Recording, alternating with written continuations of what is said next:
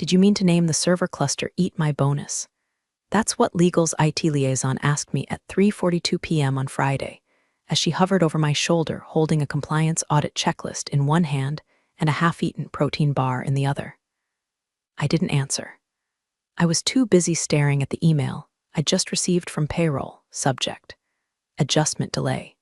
Q2 bonus reallocation. Adi, we regret to inform you that due to a budgeting oversight, your performance bonus has been redirected into an emergency retention pool. Retention. As in, to keep other people. People who weren't in the building at 1 a.m. the night our main vendor server melted down from a recursive API loop I'd warned them about in October. I felt the blood drain from my face and pool somewhere behind my teeth. I didn't scream. I didn't throw my chair across the open office like Carl did when his espresso machine broke. I didn't march into HR with printouts. No, I calmly opened a terminal window, SSH'd into the shadow instance I'd built 2 quarters ago, ostensibly for testing zero downtime deployments, and typed 3 lines of code. Then I minimized the window. Retention pool, I whispered under my breath, just loud enough for Monica from facilities to hear as she walked past. Sorry, she said. I smiled. Nothing, the truth. That phrase stuck to the roof of my mouth like old peanut butter. Retention pool. You mean the pool of incompetence I trained, who got promoted for rebranding my database schema and slapping a new color palette on the dashboard I built. The same ones who think Git is just short for Get It Approved by Greg. I walked out at 5:07 p.m. exactly, past the exec wing where Greg and Marcus were already drinking scotch behind frosted glass and talking about reducing headcount velocity. I paused outside the server room on my way out. No cameras. I swiped in with my badge, opened the maintenance locker, and retrieved a black Pelican case labeled Asset Recovery, Do Not Remove. Inside was my drive. They thought the root cert auto-renewed through the central CA. Thought I had documented the override passphrase in our internal wiki. They thought I didn't encrypt the wiki entry with a custom cipher that can only be cracked by feeding my dog's vet records into a Python script. They were wrong. Monday, I thought, you'll understand retention then. And as I drove away with the case buckled in like a child's seat, my phone lit up with a calendar notification. All hands kickoff Q3 strategy. Speaker, Marcus. Topic, resilience through redundancy. I nearly swerved laughing. Monday morning smelled like blood in the water. Not actual blood, though by 9:15 a.m., Marcus looked pale enough to donate a quart without blinking. No, the scent was digital. Stale panic in Slack threads, the cloying rot of rushed apologies in group emails, the metallic tang of system status pages bleeding red across 4 time zones. Customer logins are failing, Greg whispered, standing stiff in the doorway of my office.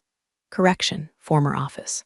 I'd vacated it 3 weeks ago when they restructured titles and demoted me to a glorified open desk pod near the HVAC unit. But Greg still came looking for answers like a man sniffing around a crime scene he helped stage. I blinked at him, feigning confusion. Did someone reboot prod again without authorization? He didn't laugh. Just stared, glassy-eyed, as his smartwatch buzzed nonstop. Looked like he aged 5 fiscal quarters in the last 20 minutes. We've got 6 major clients locked out of their dashboards, he muttered. 2 are threatening breach of SLA. I leaned back, sipped my coffee, and scrolled my phone without looking at him. My fingers hovered just long enough over a news alert. Global retail chain suffers technical blackout. Sources say auth failure to blame, before flipping to my weather app. Sunny in hell today, Greg. What does Sandeep say? I asked casually. Sandeep, the wonderkind DevOps lead they brought in 6 months ago to streamline deployments and modernize legacy access patterns. In other words, neuter my system and slap microservices lipstick on a monolith pig. Greg swallowed. Sandeep's. Not in yet. Ah, I said, like I didn't know Sandeep was on a red-eye to Denver for Kubernetes for Executives Conference. Irony of him preaching container security while our real backbone bled out on the floor would be almost poetic if I believed any of them could read poetry. And then, boom. Chaos bloomed down the hallway like a forest fire in an HR handbook. Someone from compliance stormed past. Monica from facilities ran in with 3 power strips and an Ethernet cable like she was storming the Bastille. Legal was already huddling in the break room with their laptops open, whispering words like negligence, disclosure window, and class action. I waited until just after the emergency, all hands was scheduled, walked into the conference room with a half-eaten granola bar and a USB-C to HDMI cable dangling from my hand like a severed nerve. Marcus was red-faced, flipping between windows on his laptop like speed would bring salvation. "I can help," I said softly, loud enough for legal to hear. "But I'd like to speak with HR first, and I want everything recorded." Marcus blinked. "Why?" I smiled. "Because last Friday you told me my bonus had been reallocated for retention, and now, turns out, you really, really need to retain me." The silence that followed was almost religious. That was the moment they realized I wasn't just an engineer. I was infrastructure. They tried to fix it without me. That was the funniest part. I sat quietly in conference room C, strategically chosen because the webcam was dead, and the speakers only worked if you jiggled the cable just right, watching them scramble like wet squirrels on a frozen transformer. Marcus had summoned Sandeep mid-flight. Poor bastard landed at 8:04 a.m., still in his hoodie and neck pillow, smelling like jet blue sadness and desperation. He stormed into the war room with his MacBook already open, uttering something about cert chains and handshake protocols. 15 minutes in, I heard it, the fateful phrase that made my cold heart warm like a toaster left on too long. "There's no cert on the expected path." Boom, silence. I saw the blood drain from Sandeep's face like someone pulled the plug in his carotid. I pictured his screen, blinking at him like HAL 9000 with abandonment issues. Certificate mismatch. Fallback revoked. Override key required. That override key? I had it. Not on some Google Doc or backup server. Not even on my Pelican case drive. It was tattooed in muscle memory, split across 3 encrypted strings, stored inside an old note-taking app that only worked on my jailbroken Kindle from 2012. Why? Because I don't trust the cloud, and because Marcus once called me paranoid in a cute way during an off-site retreat. Cute this, Marcus. And yet, I waited. Let them try. By lunch, they had brought in 2 external vendors. One of them was a guy named Lionel with a neck tattoo of the Linux penguin holding a flaming sword. I almost respected him, until he looked at the logs and said, this looks intentional." The room went still. Greg cleared his throat. "Intentional?" Lionel shrugged. "Yeah, like someone built this to fail gracefully. But only once." "Fail gracefully?" Marcus asked. "Like a trust fall with a guillotine," Lionel said. That's when I stood up. Quietly, deliberately, walked to the mini fridge, pulled out a half-frozen yogurt, peeled back the foil lid, and stared Greg dead in the eyes while taking a bite. "Listen," I said. "If you're going to accuse someone of intentional sabotage, you should probably know what that someone actually does. Because if you did, you wouldn't be looking in this room." "Where should we be looking?" Greg asked, half a challenge, half a plea. I let the spoon hang between my teeth a moment before replying. "Well, I'd start with whoever had their bonus reallocated after single-handedly building your most profitable B2B pipeline. The one that, I don't know, relies entirely on authentication uptime." Greg blinked like he'd been slapped with a wet napkin. I turned and walked to the whiteboard where someone had sketched out a sad excuse for a recovery plan. Grabbed the marker, 3 words in all caps, "Trust is code," underlined it. "Now," I said, tossing the marker back on the table, "I'll tell you exactly what's broken, why it's broken, and how to fix it. But first, HR and a damn contract." A soft click echoed as someone in legal unmuted their mic. "Let's talk." I didn't walk into HR, I was summoned. 10 minutes after I dropped the contract bomb in conference room C, I got a Slack ping from someone named Heather. No title, no profile pic. Just, "Please come to HR. Floor 12. Now." No hi, no smiley face. Just now. Which is hilarious because I've been trying to get HR to return my emails for 2 years. When I reported that someone kept changing my code comments to "Sweetie did this," they told me to assume good intentions. When Marcus CC'd me on a project summary and listed my work under miscellaneous dev effort, they said, maybe he's just bad with names. So imagine my delight when I walked into their glass box of passive-aggressive orchids and found not just Heather from Slack, but 4 people waiting. One in a suit that cost more than my car, 2 others with legal pads, and the 4th, Marcus, looking like he just Googled how to unfire someone without getting sued. "Please sit," Heather said, gesturing toward the only chair with a broken wheel. Power play. Cute. I sat. Heather folded her hands like we were about to do yoga, not corporate CPR. We'd like to have a collaborative conversation, she began, about how we can move forward constructively. Before we begin, Marcus interjected, we just want to acknowledge your incredible contributions to the platform. I stared at him. You misallocated my bonus to retain underperformers, I said. We understand you're upset, Heather cut in, the professional tone of someone who practices saying I hear you in the mirror every morning, and we'd like to offer you an amended compensation package. Retroactive. I raised an eyebrow. She slid a folder across the table like she was dealing fentanyl. I opened it. Bonus reinstated. A sudden raise. A performance title change, lead systems architect. And the kicker? A signing bonus labeled retention appreciation, like that would unerase 2 years of being gaslit, sidelined, and treated like a backup battery for their broken boys club. I looked up. Is this hush money? No, said the expensive suit. It's a commitment to your future. I leaned back, crossed my legs, and dropped the spoon from my yogurt into the empty cup with a loud clink. My future doesn't run on apologies and late money.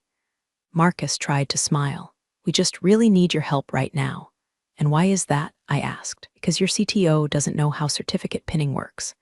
Because your DevOps lead is still Googling how to verify a TLS handshake. Silence. I'm willing, I said slowly, to fix it. But I'm not rejoining this circus just to get clown-slapped again the next time someone in finance feels twitchy. Heather shifted. What are your conditions? And there it was. I stood, walked to the window, watched as an Amazon delivery truck backed into our loading dock. First, I said, I want my title changed to Chief Reliability Officer. Not lead, not senior, chief. Second, reporting directly to the board. No more Marcus middleman. Third, I want my own team. I pick them. You stay out of it. And lastly, I turned around, my voice like ice cracking. Every single person in this company will log into a system I built with my name on the footer, not your branding, not some committee-approved UX makeover. Mine. Or you can keep refreshing your broken login page and praying to the Jira gods. I smiled sweetly. Heather blinked twice. Marcus looked like he was choking on a stapler. The guy in the suit just said, done. Good, I said, because I haven't even told you what else is about to go down. They thought login failures were the worst of it. That was cute. See, while they were running in circles trying to decrypt their own incompetence, I was quietly watching the second phase tick down, when they didn't even know I'd built in. Not out of malice, out of necessity. You can only patch a leaky boat for so long before you start rigging your own escape raft. I designed the system with an entropy decay failsafe, a little buried function that triggers a progressive shutdown if certificate validation hits a recursive loop 3 times in succession. Why? Because I'd seen the codebase they kept duct taping together. One day, I knew someone would fat finger a live cert update or overwrite a PEM file with a damn PNG. I wasn't about to let my architecture get blamed when it buckled under their stupidity. But now the failsafe was crawling through the core. At exactly 1:17 p.m., the sales portal locked up. API keys began throwing 400 ones. Then came the support ticket floods. One client claimed their entire analytics suite just showed a blank dashboard with the words credential integrity compromised. Please contact root, as in me. I was standing in the elevator when Greg called. I let it ring. By the time I hit the lobby, I had 17 missed calls. 6 emails marked urgent. 1 text from Sandeep, is this you? Please tell me it's not you. I didn't answer. Not yet. Instead, I walked to a quiet bench outside, cracked open my laptop, and connected to the secure tunnel I'd left behind. I watched the logs cascade like a waterfall, error stacks, handshake denials, admin privilege revocations. Nobody could access anything without my approval key. The crown jewel wasn't just broken, it was mine now. 5 minutes later, my phone buzzed again. Not a call, a calendar invite. Emergency board meeting, 30 min, private Zoom link. There it is. I joined 5 minutes late, on purpose, just to let them sweat. They were already mid-spiral. Legal counsel, 3 board members, Greg, Heather, and surprise, Marcus, all in little Brady Bunch squares, staring at me like I was holding a detonator strapped to the company's spine. We need to talk about the scope of what's happening, one of the board members said. pinching his brow like his stock options were personally weeping. I nodded, sure. But first, let's be very clear, this isn't a cyber attack. This isn't sabotage. This is what happens when you trust a system, but not the person who built it. You're holding us hostage, Marcus snapped. I shrugged. No, I'm just showing you who was steering the ship while you were rearranging deck chairs and sipping bonus scotch. Can you stop it? Another board member asked, voice tight. Of course. Silence. But I won't, I added, till every agreement from our earlier HR meeting is signed, notarized, and emailed to me as a PDF. And while we're at it, add a clause, non-interference. I don't want Marcus breathing near anything with a command line, ever again. Marcus started yelling. I muted him. I'm not the villain, I told them. I'm the backup generator you forgot to feed.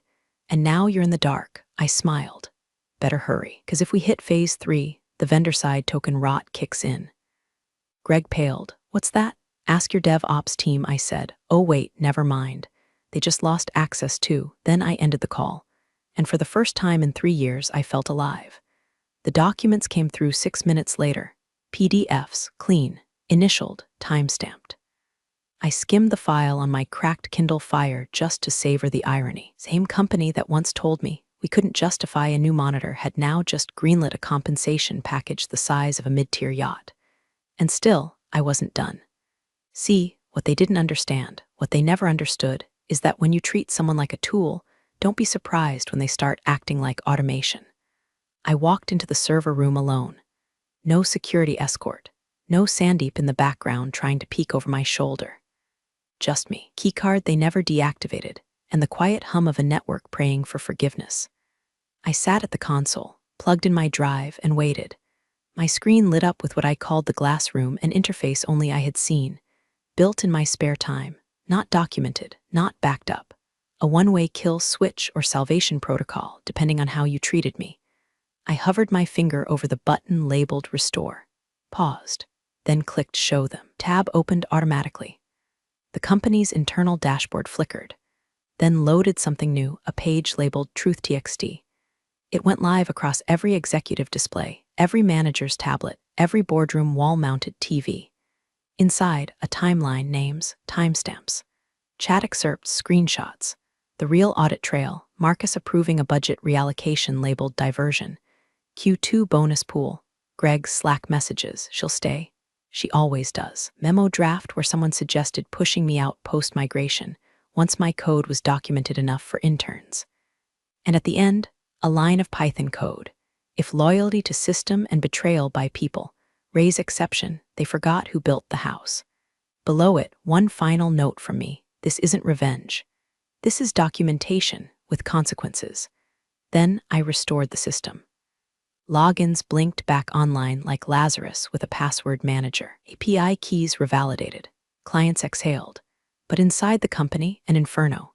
Marcus resigned by 4 p.m. Greg stepped down into a consulting role with no direct reports. Sandeep vanished into Slack silence. And legal, they sent a separate message to the board. She did nothing illegal, just surgical. That night, I sat on my couch with a whiskey in one hand and a VPN trace in the other, watching the company recover. They were alive, because I let them be. 3 days later, I got a handwritten note in my mailbox. No stamp, no return address. Just slanted handwriting on company letterhead, shoved between a coupon flyer and a pizza menu. You made your point. But was burning it all down really necessary? I laughed so hard I nearly choked on my coffee. Burning it down? Honey, I left the walls intact. I just made sure everyone inside knew which doors not to touch again. Still, the nerve. That night the board sent a request, an invitation technically. They wanted me to present at their next quarterly. Security Strategy Evolution. That's what they called it, which is code for, please explain how you played us like a Stradivarius while we were whistling through kazoo holes. I agreed, but only under one condition. I picked the meeting title. They didn't respond for 6 hours. Then finally, approved. So that's how, 2 weeks later, I found myself in a glass conference room 25 floors above a city that once chewed me up and tried to digest my career. Wearing boots I'd bought with my own bonus, the real one, wired post-crisis with an apology so long I almost framed it. Behind me, a massive projector screen displayed my chosen title. Trust should never be a 404. I opened with silence, the kind that makes people squirm. Then I dropped 3 slides, one of their login failures, one of my original warning email they ignored, and the last, Sandeep's panicked Slack message, "Is this you? Please tell me it's not you." I let the silence sit again. "It was me," I said finally. "And the real question is, why did it have to be?" They didn't answer, so I did. "You had a culture problem, not a tech problem. Your systems ran because I built them to withstand your negligence. You called it loyalty, I called it survival. When that failed, I pulled the cert. Because if I didn't own my work, someone else was going to bury it under theirs and call it legacy." A few people nodded.